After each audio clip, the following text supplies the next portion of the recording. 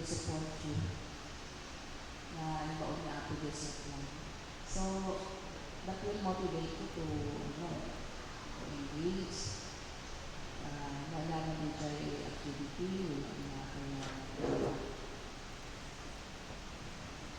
yan.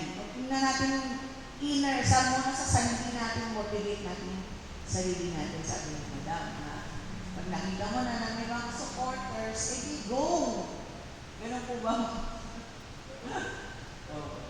Hindi ba? So, ang challenge ay, will you be obedient ambassador of God? Gugustuhin ba natin na tayo ay maging ambassador ni Lord, tagapagdala ng mabuting balita, o gawa sa CWA?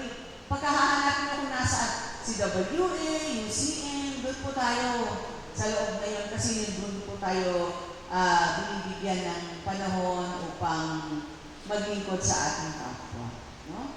Kailangan maging obedient ambassador ng ating Panginoon at hindi maging, ang nilagay niya dito, grumbling resistor. Ano sinasabi? Kaya ko ba yun? Yung mga ganyan. So, una okay lang po yun, pero ang gusto ni Lord kasi, kaya pinapakita nila na si Moises, ano yung klaseng tao siya, simple lang naman din, maraming kakulangan, pero God enable him to do the work. Yun lang ang gusto ipakita ng Bible study. Sige, tumayo po tayo at tayo kumanta ng big praise. Nancy, pakuha lang atin.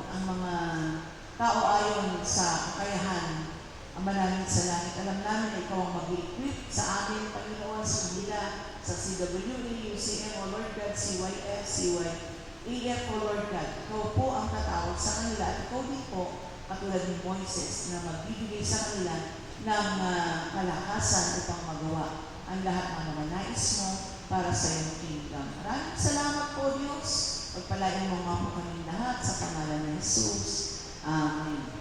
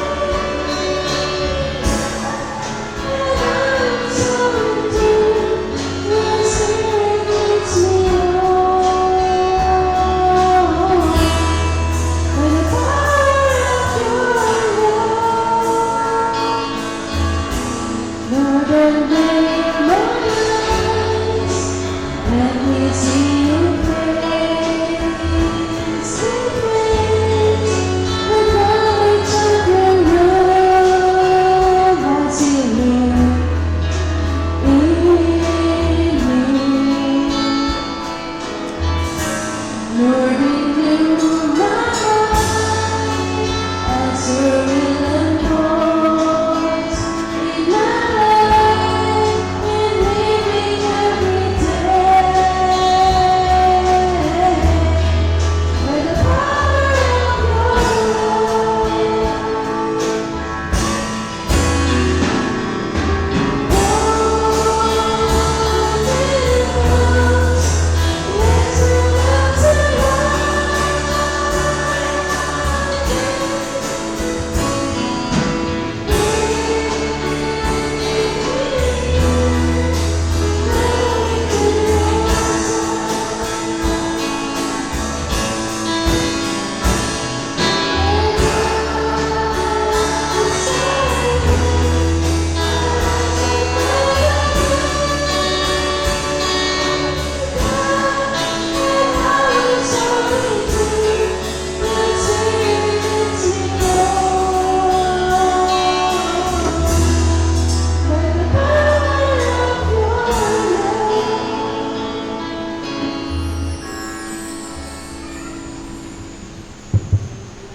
The Lord reigns, let the nations tremble.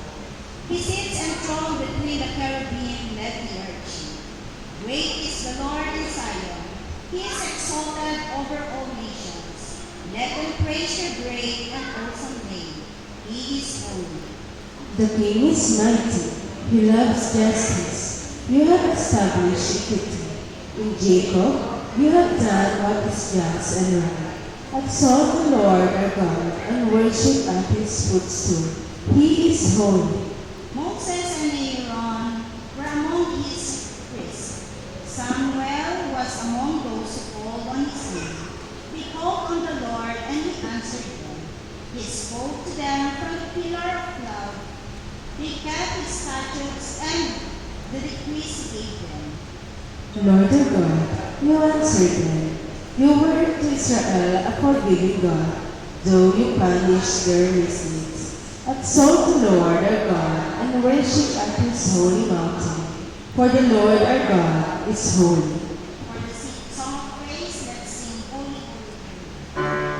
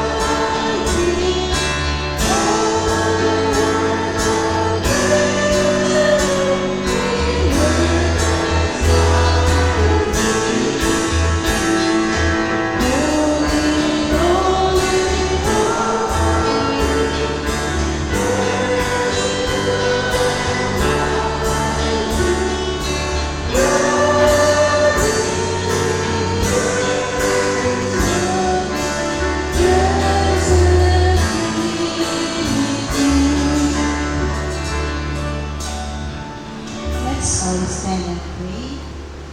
Our Heavenly Father, we thank you for this beautiful day. We thank you for the life you are faithfully giving us, the strength and good health you gracefully give, so we can give this day of worship to you. As we continue this service, may you open our hearts and mind. Give us wisdom to understand your words, to apply it in our lives. Bless our messenger, so that the blessing of your words remain in us and be our bread of life. May your Holy Spirit be with us. This is all we ask in Jesus' name, pray. Amen. Opo po tayong lahat. Happy Sunday po, and good morning sa bawat isa sa atin. So, today is our Siyap Sunday. Kaya po, mga Siyap ang maglilid ngayon. And of course, our Communion Sunday. So, sa mga bago po ngayon, sa mga matagal natin hindi nakikita, so welcome po sa inyo. And may we pass the peace by singing our song, I Love You with the Love of the Lord. Ngayon po tayong lahat. Maway and smile sa mga kasama natin.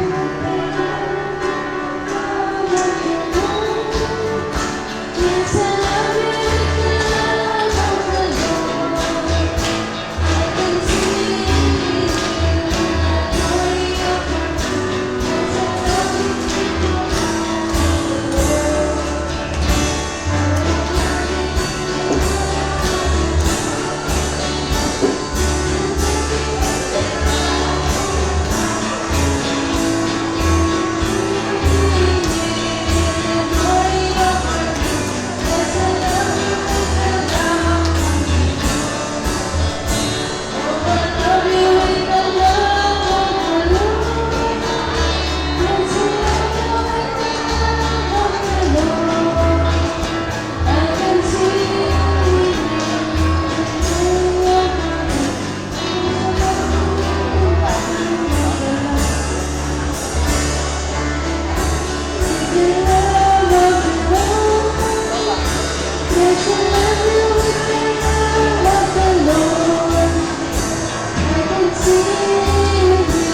of your presence.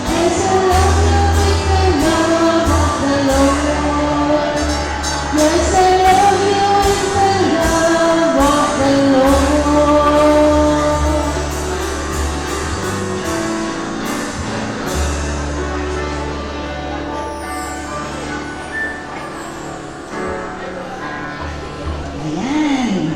Passing of peace. For our announcement, so ipinapalan kong muli ang ating congregational retreat with fellowship on March 8 at 7:30 a.m. at Magbaleta Farm, Villaflor, San Isidro, Isabela. So everybody is invited to join and bring your own baon kasi maghabong po ang activity na iyon. So, mayroon pong nakalagay, naka-attach sa ating liturgy. So, nandyan po ang mapping ng ating venue ng retreat. So, nandito na din po ang ibang details para sa ating retreat. So, hopefully from children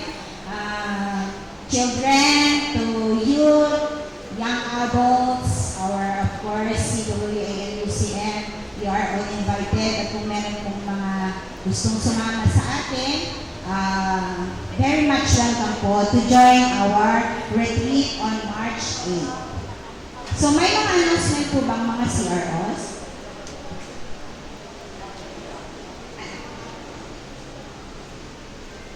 Dagdagan ko lang po yung instruction dito sa ating congregational.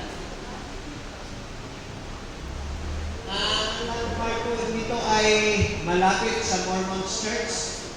Pag nakita niyo po yung Mormons Church, lalagpas lang po kayo ng kaunti. Meron pong daanan to your left. Adasan tayo, we know, alamidin tayo na possible victory. Especially if i-attendance tayo. Kung pwedeng mag-invite tayo, mas mainam. Kung titignan nyo, ang paghahandang ito ay napaka-espesyal kasi pati direction, pati haba, kung gaano kalayo ay detalyado. So maaaring walang lusot siguro ang bawat isa sa atin na hindi natin makikita ito. At matagal din natin ito na ini-schedule. Kaya sana po kung may pagkakataon, mag-attend po tayo. Maraming salamat. Any announcement from our CROs po? Meron po ba? Okay, kung wala na po, batian naman po natin ang mga arawan this week.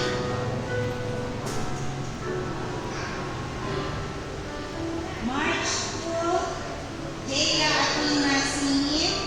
March 3, Shirley Baliturco. March 5, Lesilda Valdez. And Jairus Brian Pasion, Maxima Cabugon. March 6, Olive Joy Andaya. March 7, Rogelio Abuan Jr. So, ating natin happy birthday.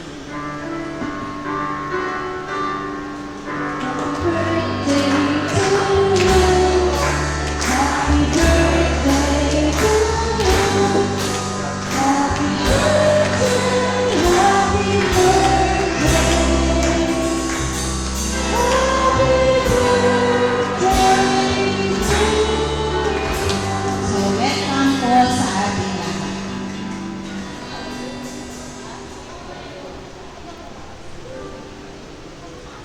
Lumapit tayo sa ating Amang nasa langit para sa lahat ng ating mga kasalanan. At dito ang kanyang sinasabi sa 2 Chronicles 7:14 at sa mga sumusunod. If they pray to me and repent and turn away from the evil they have been doing, then I will hear them in heaven, forgive their sins and make their land prosperous again. I will watch over this temple and be ready to hear all the prayers that are offered here. Purihin ang Panginoon sa kanyang mga salita.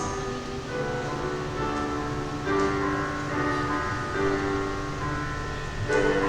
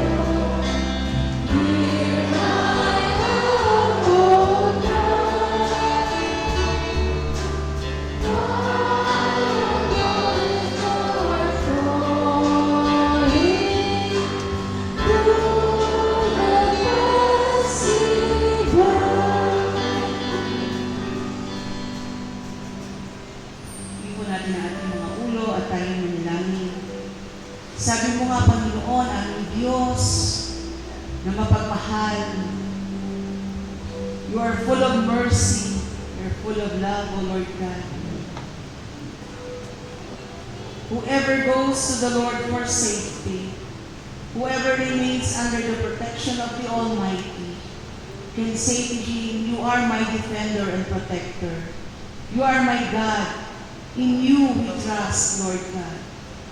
You will keep us safe from all hidden dangers and from all deadly diseases. You will cover us with your wings, and we will be safe within your care, O Lord.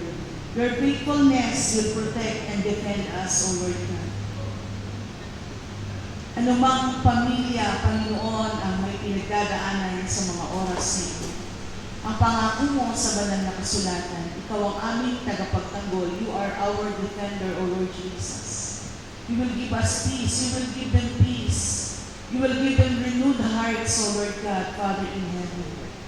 All of the good things, O Lord Jesus, that you want to give to all who believe in you. Ang mga pagpapala, ang mga blessings, O Lord God. Ang lahat na nito ay inihanda mo na para sa amin.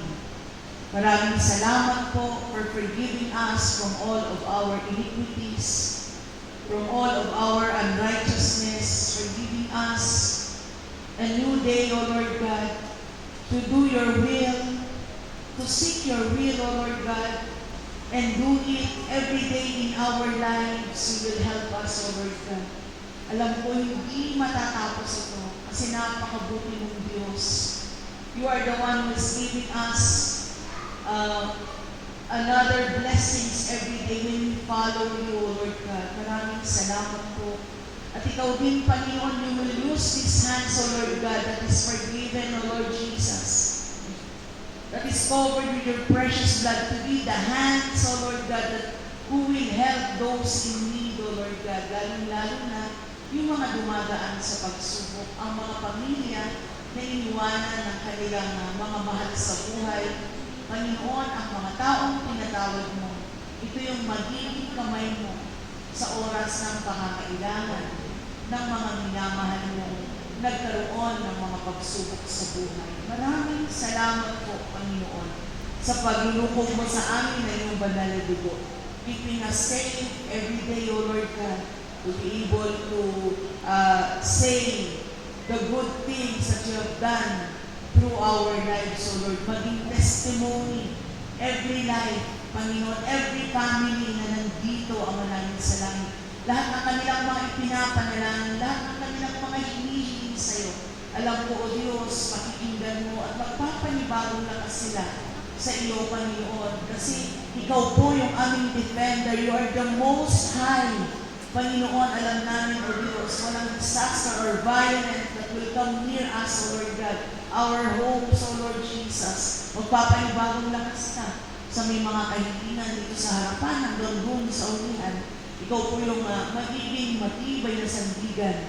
Panginoon, maraming salamat po sa dakilang pag-ibig mo. Ikaw din ang naahawak sa aming mga leaders dito sa simbahan ito upang sa gayon, Panginoon, ikaw po yung ipagmamalaki ng bawat isa. Maraming salamat po. Ganoon din sa mga leaders namin sa bayan ito. Iingatan mo sila, bigyan mo sila ng wisdom, O Lord God, na nagmumula sa iyo upang sa gayon, Panginoon, ay magawa nila, Ama namin sa langit, ang mga bagay na nais mo para sa kanila. Sabi mo nga, I will save those who love me. I will protect those who acknowledge me as Lord. They will call upon to me and I will answer them. And when they are in trouble, Panginoon, sabi mo nga, you will be with us and you will rescue us. And you will uplift us, Panginoon, and we will honor your name because of it. At ang reward mo, Panginoon, para sa aming lahat ay buhay na kasiyasiya upang magpatuloy, Panginoon, ang pagbabahagi ng mabuting balita. Pagpalain mo po ang aming pagsamba. Pagpalain mo po ang mga nais gawin, O Lord God, ng simbahan ito para sa ikatataas ng pangalan mo. Ang retreat, O Lord God, ang mga umalis upang magkaroon ng leaders meeting, pagpalain mo po ang mga matatanda na may sakit, pagpalain mo po at pagalingin mula sa pinakamaliit hanggang sa pinakamatanda. Magpuri magpasalamat dahil ikaw ang aming Diyos na buhay na hindi nagbabago noon, ngayon at magpakailanman. Ito po ang aming panalangin sa pangalan ng aming Panginoong Yesukristo. Amen.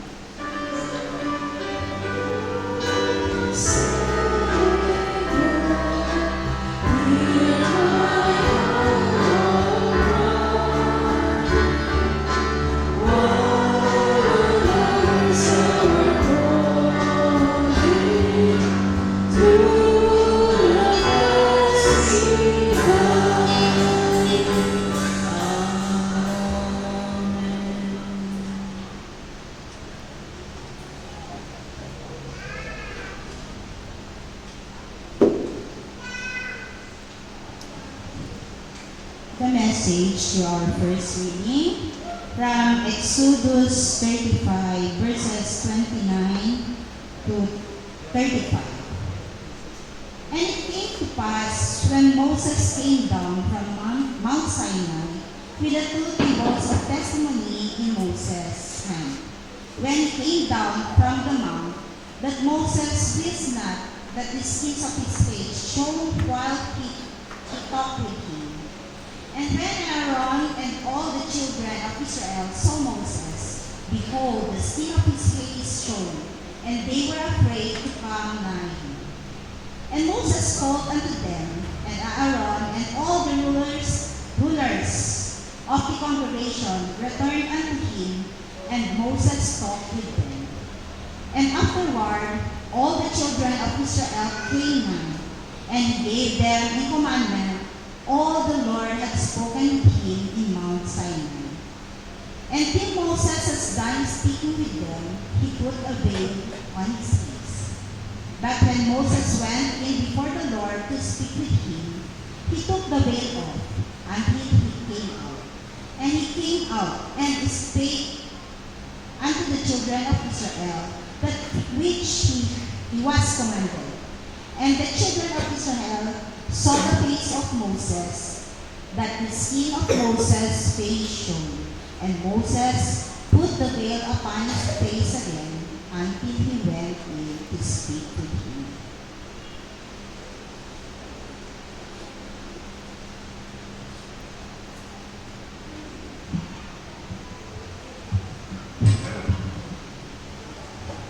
Our second reading is found in the book of 2 Corinthians chapter 3 verses 12 up to chapter 4 verses 2. And it says, Seeing then that we have such hope, we use great plainness of speech, and not as Moses, which put a veil over his face, that the children of Israel could not steadfastly look to the end of which is abolished. But their minds was blinded, for until the day remained the same veil untaken away in the reading of the Old Testament, which veil is done away in Christ. But even unto the day when Moses is read, and the veil is upon their heart, nevertheless, when it shall turn to the Lord, the veil shall be taken away. Now the Lord is the Spirit, and where the Spirit of the Lord is, there is liberty. But we all, with open face, belonging in, as in a glass of glory of the Lord, are changed into the same image from glory to glory, even as by the Spirit of the Lord. Therefore, seeing that we have this ministry, we have received mercy, we faint not, but have renounced the hidden things of dishonesty, not walking in craftiness or handling the word of God, insightfully, but the manifestations of the truth, commending ourselves to every man's conscience in the sight of God. Let's hear the message to a song by the Temple Choir.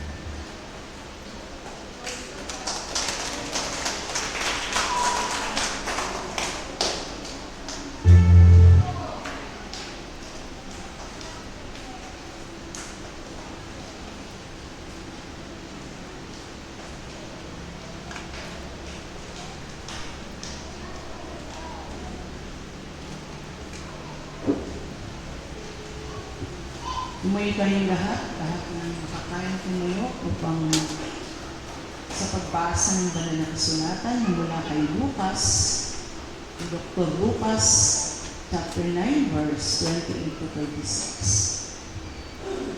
At nangyari mga 8 araw pagkatapos niyang sabihin ang mga salitang ito na isinama niya, sina Pedro at Juan at Santiago, umahon siya sa bundok upang manalangin. Nangyari nang siya ay nananalangin, ang anyo ng kanyang mukha ay nagbago. Ang kanyang kasuotan ay naglingling sa kaputian. Narito, may 2 lalaking nakipag-usap sa kanya. Sila ay sina Moses at Elias. Sila na nakita sa kaluwalhatian ay nagsalita patungkol sa kanilang pag-alis na kanya nang gaganapin sa Jerusalem. Si Pedro at ang kasama niya ay tulog na. Nang sila'y magising, nakita nila ang kanilang kaluwalhatian at 2 lalaking nakatayong kasama niya.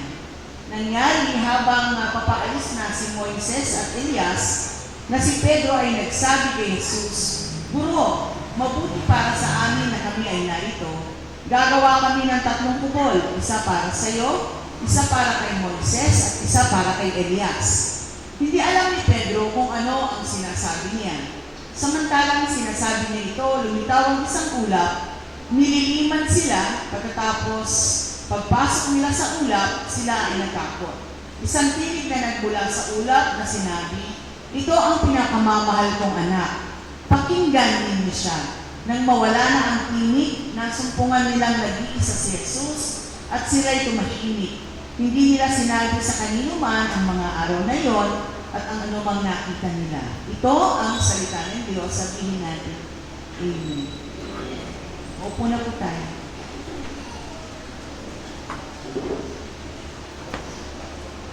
Maraming wala sa inyong mga katabi ngayon, at sa inyong mga unahan. Nawa ay nasa mabuti silang kalagayan sa mga oras na ito. Magpapala po ang bati ko, magandang umaga po sa inyong lahat. Purihin ng Diyos. Good morning po! Bisero talaga kayo.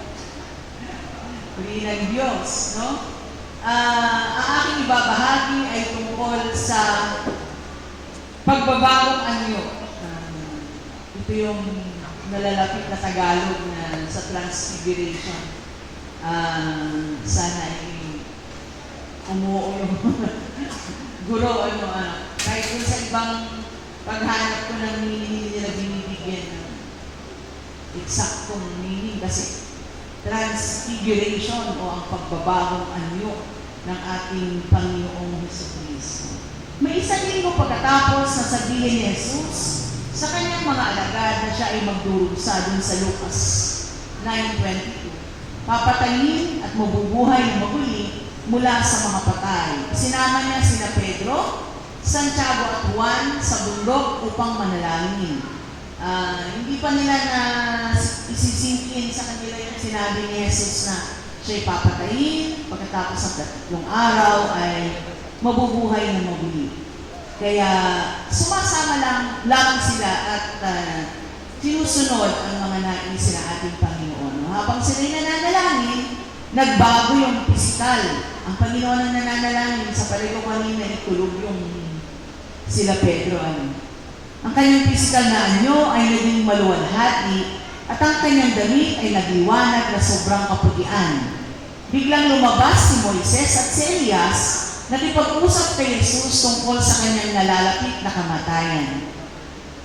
Dahil hindi malaman ni Pedro, nagising siya ang kanyang gagawin at sasabihin sa sobrang takot, nasabi niya kay Jesus na magtatayo siya ng toldang kubol para sa bawat isa sa kanila. Walang duda na ang tinutukoy ni Pedro ay ang kubol na ginagamit ng mga Israelita sa kanilang pagdiriwang tuwing pista ng tabernakulo, kung kailan tumitira ang mga Israelita sa mga kubol sa loob ng 7 araw. Nandun yan sa Leviticus 23 verse 34 to 42. Pinapahayag ni Pedro ang kanyang kagustuhan na manatiling bisita, panauhin ni Jesus. Isang ulap ang tumakip sa tatlo at isang tinig mula sa langit ang nagsabi, "Ito ang aking anak, ang aking hinirang. Siya ang inyong pakinggan." Nawala ang ulap at nawala rin si Moises at Elias. Naiwan lamang ni si Jesus habang ang kanilang mga alagad ay takot na takot. Nagpapala si Jesus sa tatlong alagad na huwag sasabihin kahit kanino ang kanilang nakita, hanggang sa mabuhay siyang muli.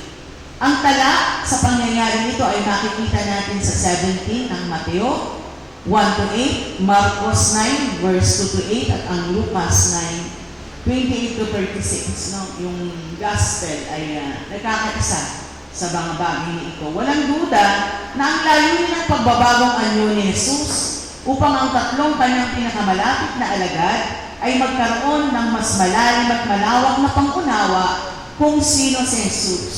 Kasi dito hindi lamang siya tao, hindi lamang katulad ng pagkakakilala ng ilan na tao lamang. Dito ay nag-transfigure siya. No, nagkaroon siya ng maliwanag na mukha, nakasama ng kanyang damit. Ipinakikita lamang ng pagkakataon ito ng ating Panginoong Jesucristo ay tunay na Diyos. No, pinasisilip niya ito sa kanyang mga alagad upang ang mga ikinukwento niya noon, yung una siya ay mamamatay sa cross, pero after 3 days, mabubuhay siyang muli. Kaya nga nung sa mga panahon ni Apostol Pedro, pinagtagpit niya yung mga pangyayari. Doon ay nagkaroon siya ng mas malalim na pananampalataya pa. Ito yung gusto ng ating Panginoong Jesucristo, na mas malalim at malawak ang pag-unawa kung sino si Jesus para sa kanyang mga alagad. Isang dramatikong pagbabago ang naganap sa kanyang anyo upang makita siya ng kanyang mga alagad sa kanyang kaluwalhatian. Meron pa bang ibang tao na nagpanibagong anyo na alam niyo sa banal na sulatan? Wala yata, wala naman talaga. Kasi si Jesus lang yun, ang ating Panginoong Jesus. Ang mga alagad na dati lamang siyang nakikilala sa kanyang anyong tao ay nagkaroon na ngayon ng mas malaking pangunawa sa kanyang pagka-Diyos. Bagamat hindi na ito lubusang maipaliwanag o maunawaan sa panahon iyon. No? Ang pangyayari nito ay nagbigay sa kanila ng katiyakan na kanilang kailangan pagkatapos nilang marinig ang nakakagulat na balita ng kanyang nalalapit na kamatayan. Bilang simbolo, ang paglitaw ni Moises at Elias ay kumakatawan sa kautusan sa Old Testament at ang mga propeta. Ngunit ang tinig mula sa langit ay nagsasabi, "Pakinggan ninyo siya," no, ang ating Panginoong Jesucristo. Malinaw na pagpapakita na ang utusan ng mga propeta ay dapat na magbigay daan sa ating Panginoong Jesucristo. Kung minsan ay nalilito tayo, sabi, bago ka mapatawad sa kasalanan, you have to offer animals, small man yan, malaki man yan. We have to offer those things. Gawin natin yung sinasabi sa Old Testament na ganitong mga utos. Na halos hindi nyo naman natin masunod yun. Kaya nga, sabi nga dito, bigyan daan ang pagkaunawa natin sa ating Panginoong Jesucristo. We are saved by His grace. Hindi dahil sa kautusan, hindi dahil sa pagsunod natin sa ating mga kautosang binasa noon o ibinigay noon. Ngayon ay tatanggapin natin ang Panginoong Jesucristo bilang tagapagligtas. At saka pa lang tayo mamumunga kung hindi natin siya tatanggapin, na katulad ng ibang mga tao sapagkat siya'y tao para sa kanila, ay mawawalan kabuluhan ng ating mga pananampalataya. Si Kristo'y namatay para sa atin. Si Kristo'y muling nabuhay para sa ibigay sa atin ng victory ng buhay Kristiyano.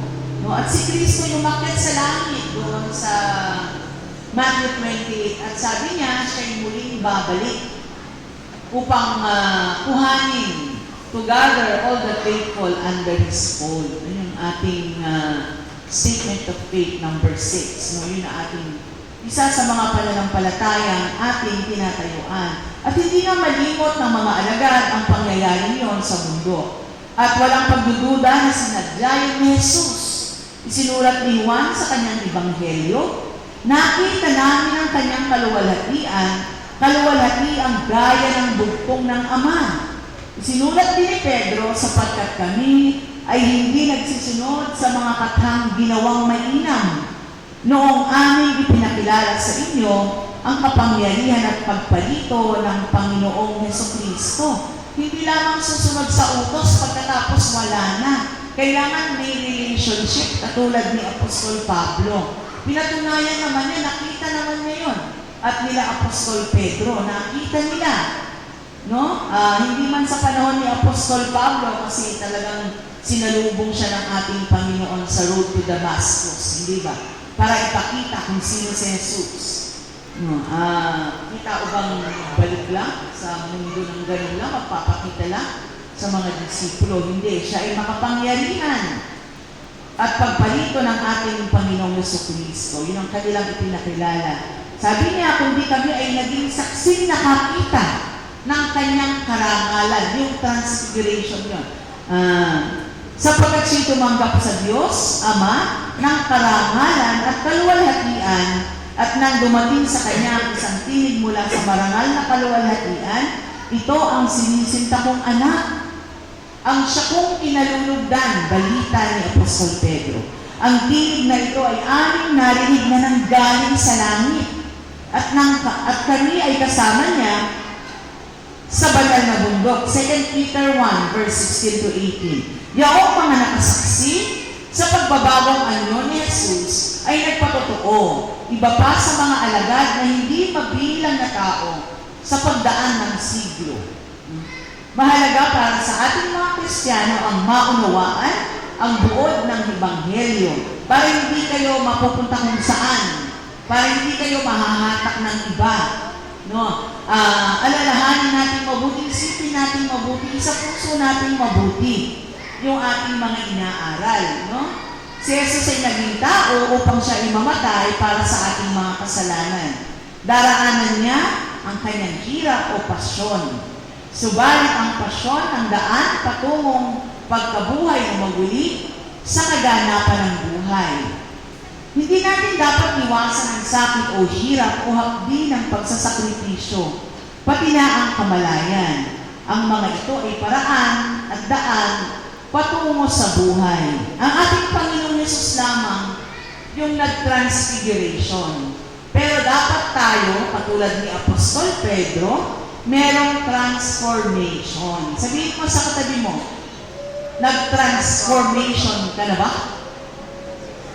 Naranasan niyo na ba yung transformation? Yan ay grasya ng Diyos, no, na ibinigay sa atin.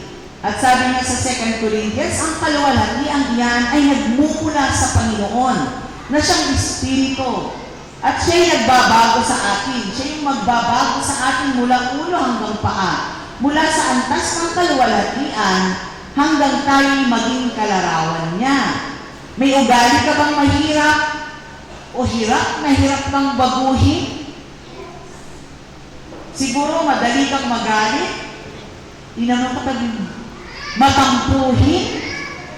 O sobrang magastos? Aray, sabi nila. No?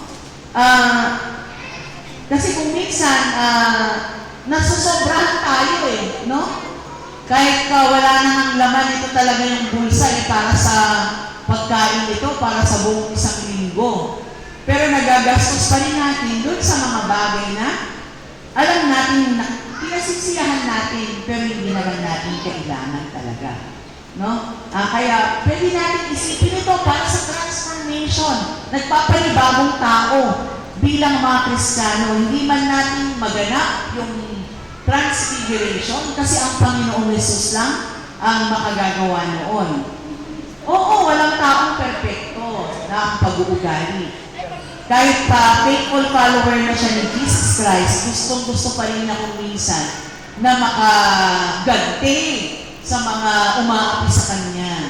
Pero ang dapat lang natin gawin, be good, be kind. Sabihin mo sa katabi mo, are you kind? Kind ka ba?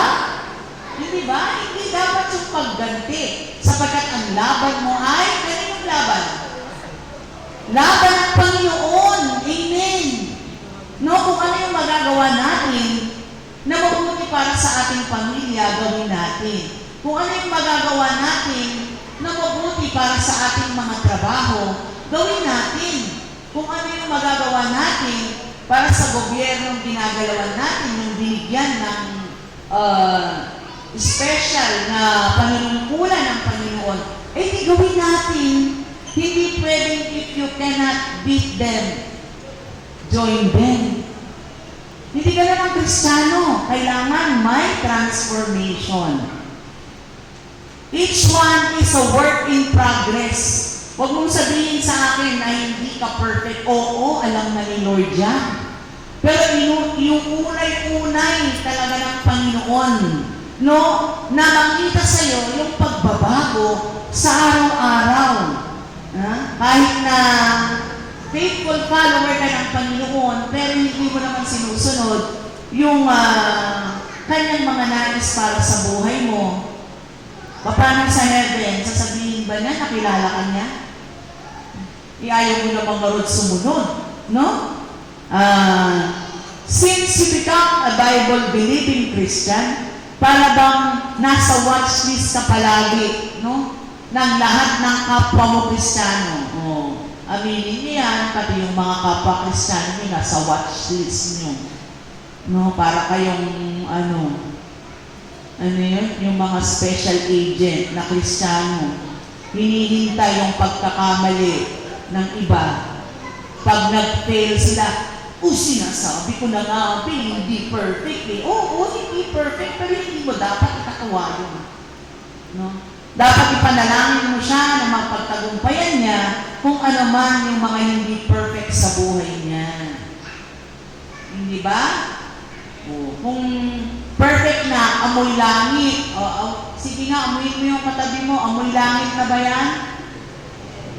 Gusto ba nating mauna kasi amoy langit na tayo?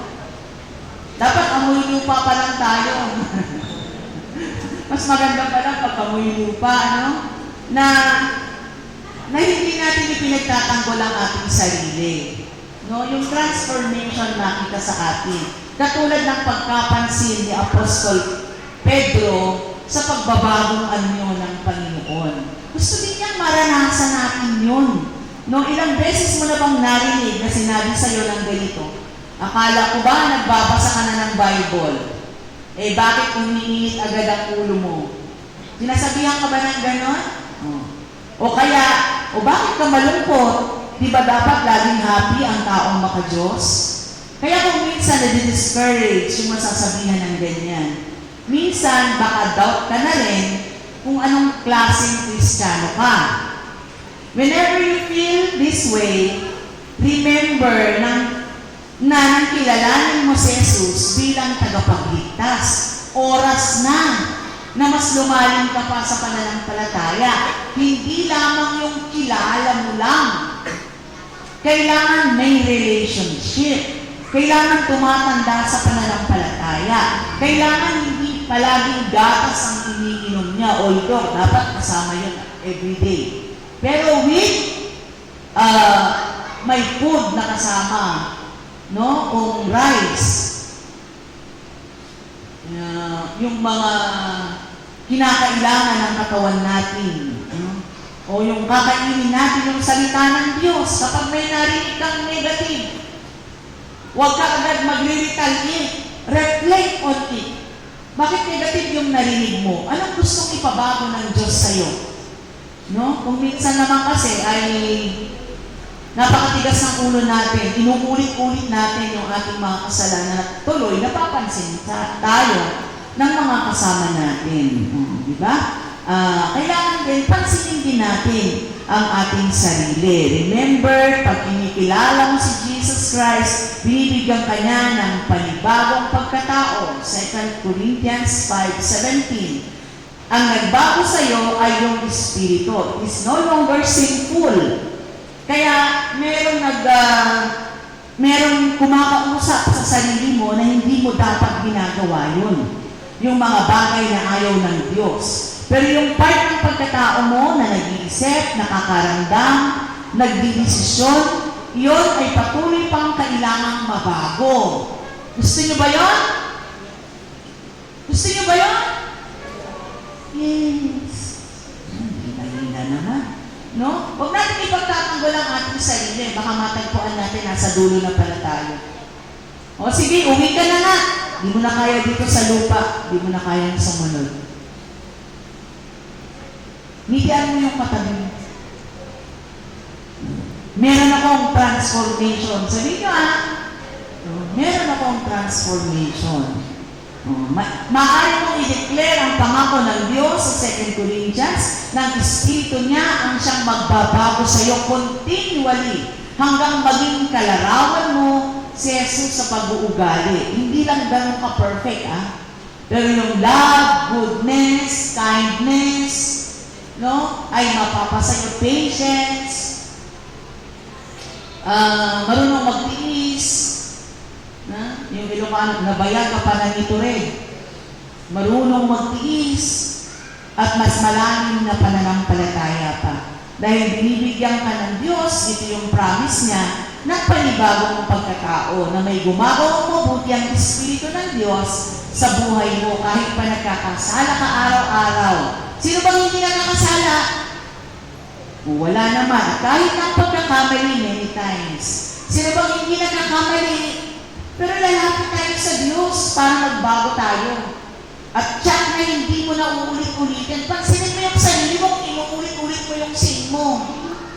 Sabihin mo, marap ka sa salamin. Sabihin mo, sulpong. Na huwag kang magtuturo ng iba. Ikaw lang, wala nang iba.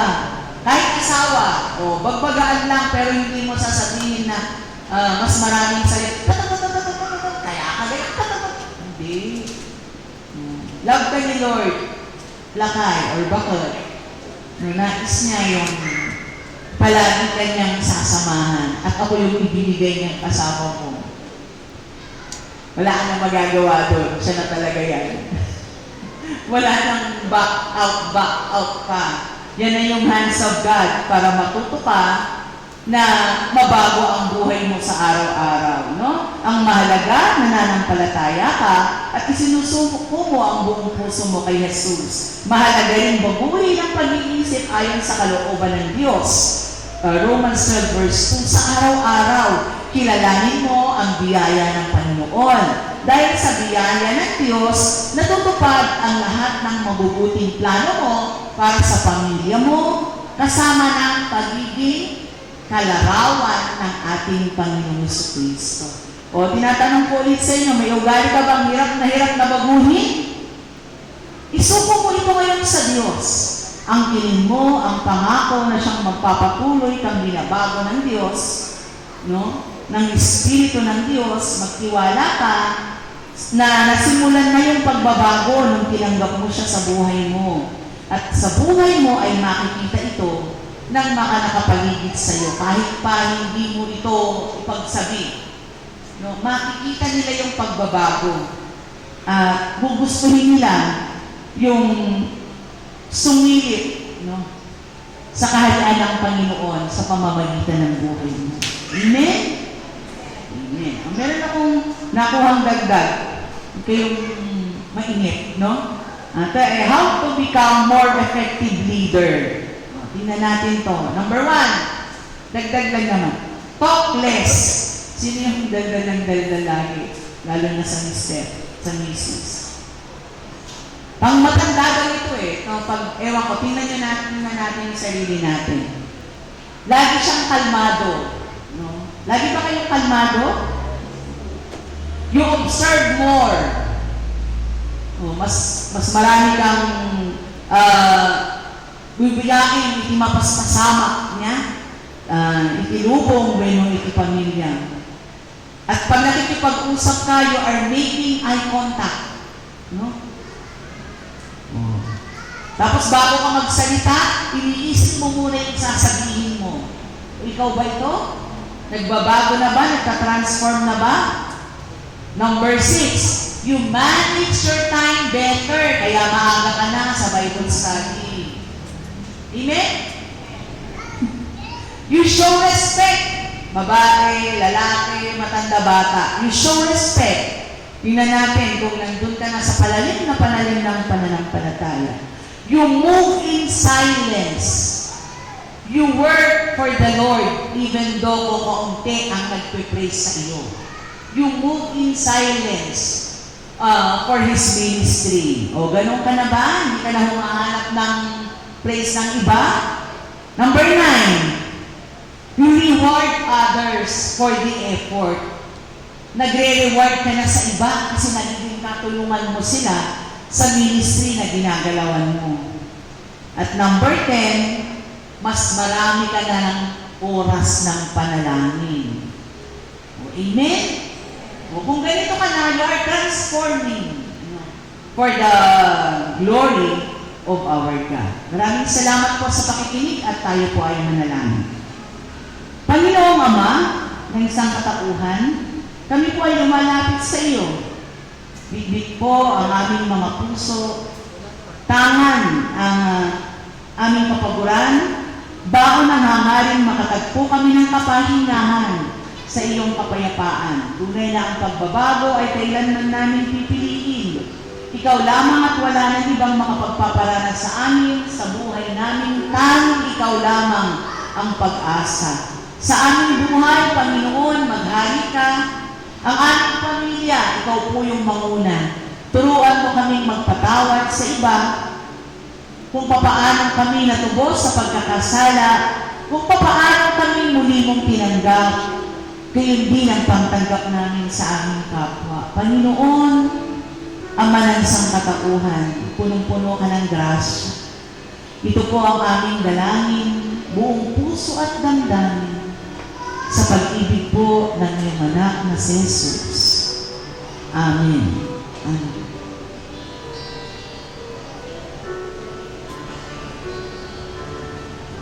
You will be enriched in every way, so that you can be generous on every occasion, and through as your generosity will result in thanksgiving to God.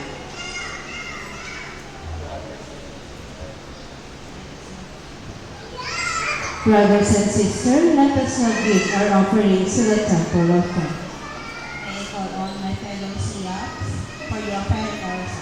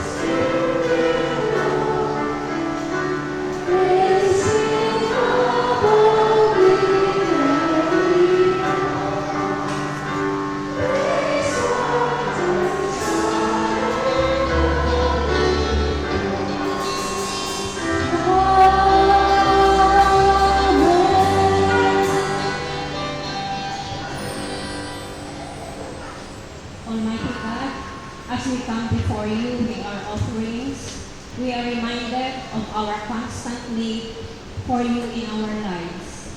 You are our provider, you are our sustainer, and you are our strength. Without you, we are nothing. May these gifts be a symbol of our dependence on you, acknowledging that all that we have comes in your hand. Ika po maapot imang bendisyon kag iti nasagsagot, bless them to further your kingdom and bless us as cheerful givers. This we ask in Jesus' name. Amen.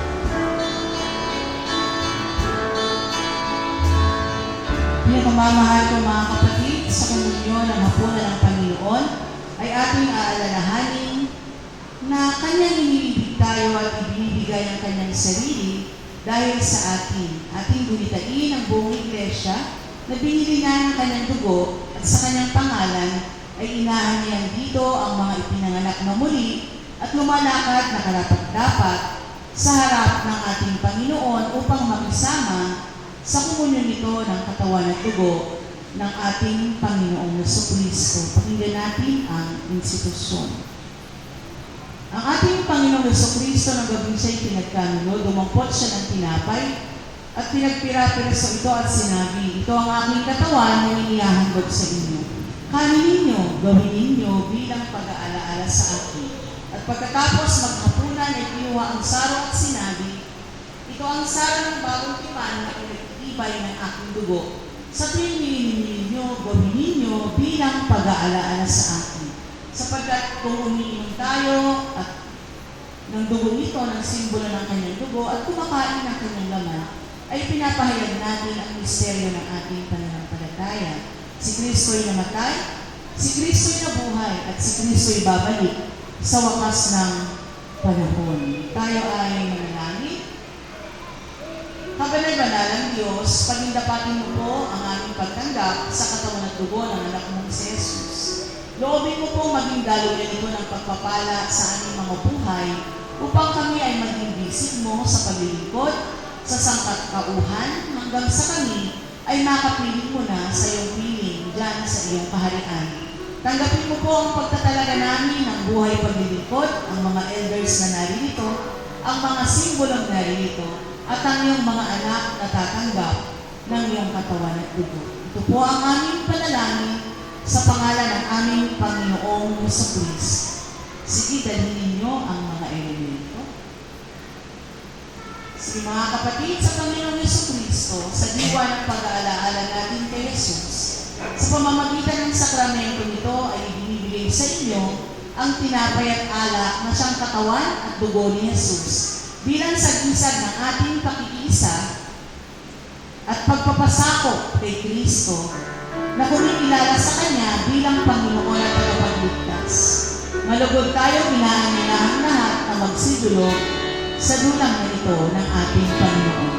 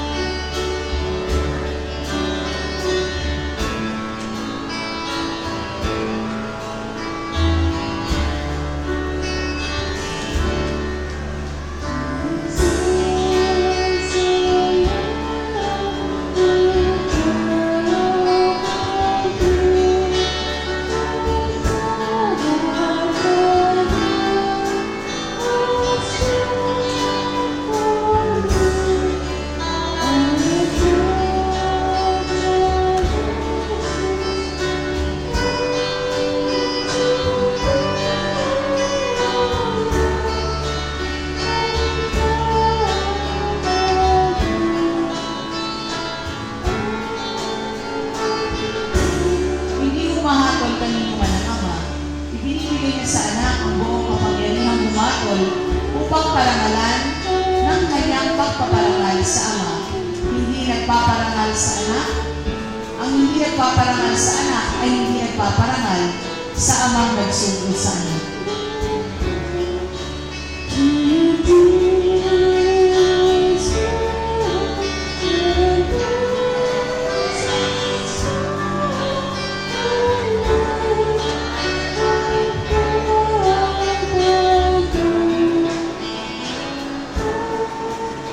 Sinasabi ko sa inyo, ang nakikinig sa aking salita, nananalig sa nagsugo sa akin ay may buhay na walang hanggan. Hindi na siya hamakulan, kundi inilipat na mula sa mga buhay, mula sa kamatayan.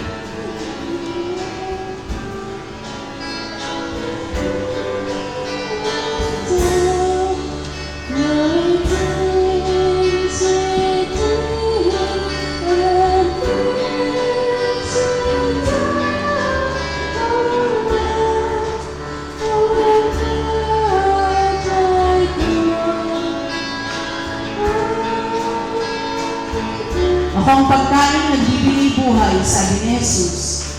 Ang lumalapit sa akin ay hindi na magugutom, at ang nananalig sa akin ay hindi mauuhaw kailanman.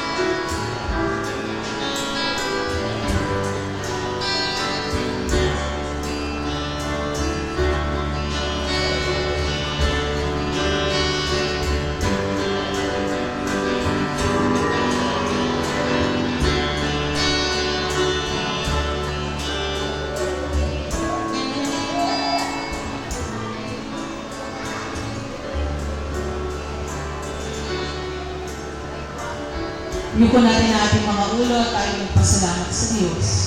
Nagpapasalamat kami, aming dakilang Diyos, sa kabanalan ng hapunan ito bilang kapahayagan ng pakikisa namin sa ministeryo ng anak mong si Jesus. Pinagpapasalamat din namin na sa ganito namin gawain ay magugunitan namin ang dakilang katubusan sa sangkatauhan sa pamamagitan ng pagtitigis ng dugo ng iyong bugtong na anak. Salamat po sa patawaran ng kasalanan, sa katiyakan ng kaligtasan. Salamat po sa dakilang pag-ibig mo sa amin, mga makasalanan, na iyong pinatawad. Nawa sa pamamagitan ng gunitang ito ay lalong ang mahayag sa aming mga buhay upang maging salamin sa iba sa kanilang pagsunod. Ito po ang ipinagpapasalamat namin sa iyo sa natatanging pangalan ng aming Panginoong Jesucristo. Amen. Amen.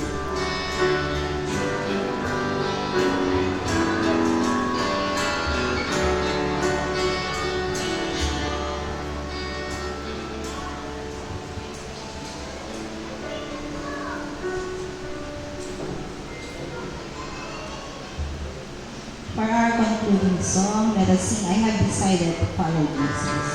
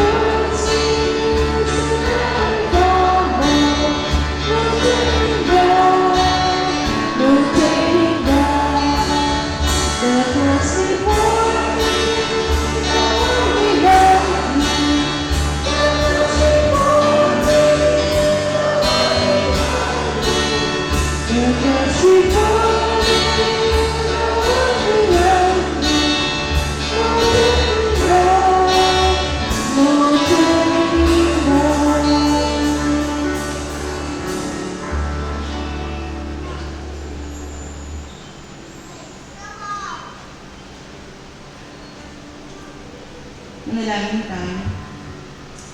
Aming Diyos, lubhang mapagmahal, palagi kang nandyan, palagi kang nagpapaalala na sa lahat ng dako, lubha kang makapangyarihan. Sa mga kahilingan, sa mga panalangin, sa mga iniluluhog sa iyo ng aking mga kapatid na narito, alam ko, O Diyos, pinakinggan mo lahat ito sapagkat Ikaw, Panginoon, is our omniscient God, our omnipotent God. Napakpakinggan mo ang lahat ng laman ng aming puso. Kung minsan nga, luha na lamang ang dumadalisdis sa aming mga mukha. Hindi na namin mabanggit ang aming mga sakit, ang aming mga pagpapasalamat. Ngunit ikaw ay nandiyan sa pamamagitan ng iyong banal at santong Espiritu. Ginagabayan, binibigyan ng kalakasan. Purihin ang dakilang pangalan mo sa buhay ng Mississippi Alicia. Sa kanilang pag-uwi, Panginoon, samahan mo po ang bawat isa na kagalakan ang kanilang maibabalita sa mga taong, sa mga minamahal nila na nasa loob ng kanilang tahanan, sa mga taong kanilang makakasalamuha, Panginoon, sa kanilang pag-uwi, sa pagsakay nila, sa kanilang mga sasakyan. Bless them, Lord God. Keep them away from evil, O Lord Jesus. Be with them always, O Lord God. Upang sa susunod na linggo ay maibabalik nila dito ang kasiyahan, ang testimony, Panginoon, na sila'y iyong sinamahan, pinalakas at muling binigyan ng pag-asa. Pagpalain mo nga po ang mga pamilya, O Lord God, na narito at gayon din, Panginoon, ang kanilang mga mahal sa buhay na nasa kanilang mga tahanan. Yung mga bibiyahe, O Lord God, sa labas ng bansa, pagpalain mo po sila't samahan. yung mga may ministry, O Lord God, sa kanilang mga tahanan upang ipahayag ang mabuting balita. Pagpalain mo nga po sila. Yung mga malayo sa aming mga mahal sa buhay, Ama namin sa langit, maging kagalakan nila ang iyong presensya na katulad ng kagalakang ibinibigay mo po sa bawat isa. Purihin ang dakilang pangalan mo sa buhay ng iyong mga mananamba. Tumito ka, Panginoon, sa aming mga puso. Tumito ka at sumalahat ng dako upang sa gayoy palagi naming maramdaman na ikaw ay nandyan at nagpapatuloy mo kaming inaakay sa malalim na pananampalataya. Tinataas ka namin, O Diyos, pinasasalamatan sa pangalan ni Jesus. Tanggapin ninyo ang pagpapala ng kalakasan, ang dakilang pagyakap ng Panginoon, ang pagtulong na sa inyo sa araw-araw, ang pagdadala ng katulungan upang sa gayoy maiaplit ang puso mong nasusugatan.